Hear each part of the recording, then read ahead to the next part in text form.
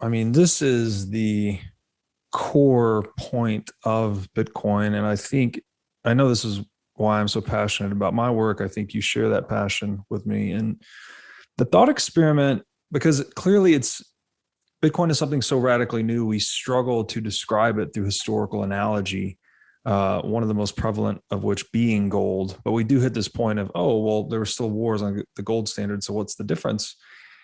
And the thought experiment I've been working with lately is the idea of the cost of violating property, right? The more expensive we can make it to violate property, I think the more civilization we can create, because then it's your strategy is just, if you want to acquire wealth in a world where property is very expensive to violate, you are channeled into this action of trade and cooperation. That's the ideal strategy to create wealth. So I view Bitcoin as one of, if not the most expensive form of property ever to violate in human history.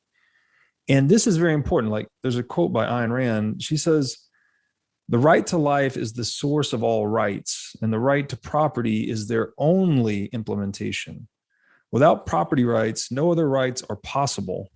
Since man has to sustain his life by his own effort, the man who has no right to the product of his effort has no means to sustain his life. The man who produces while others dispose of his product is a slave. And all of this, that is all. So human rights themselves are derivatives of property. And so what we need as civilization is property that's really hard to violate. And I think that's Yeah, what and I think Bitcoin is.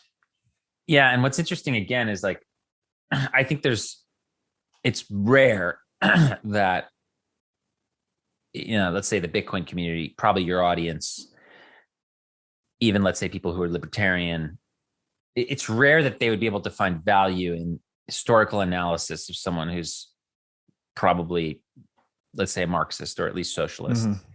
Unlikely.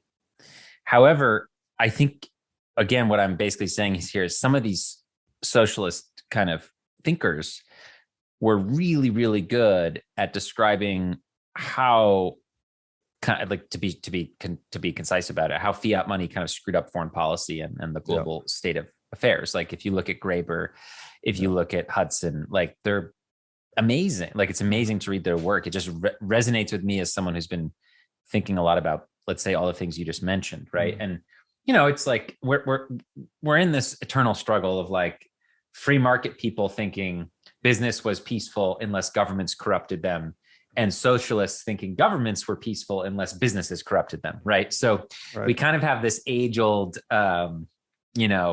struggle that will always exist. But what's Yeah. interesting about Bitcoin is it's like, I think a lot of Bitcoiners are kind of in the middle. Like, we're like, Mm-hmm. we don't trust government or corporations. Like, Yes. I'm not like I'm all about entrepreneurship and private property and freedom. But like, once the corporation grows to a particular size and power, I Mm-hmm. mean, it becomes the enemy. I mean, you think about Mm-hmm. like Meta or whatever,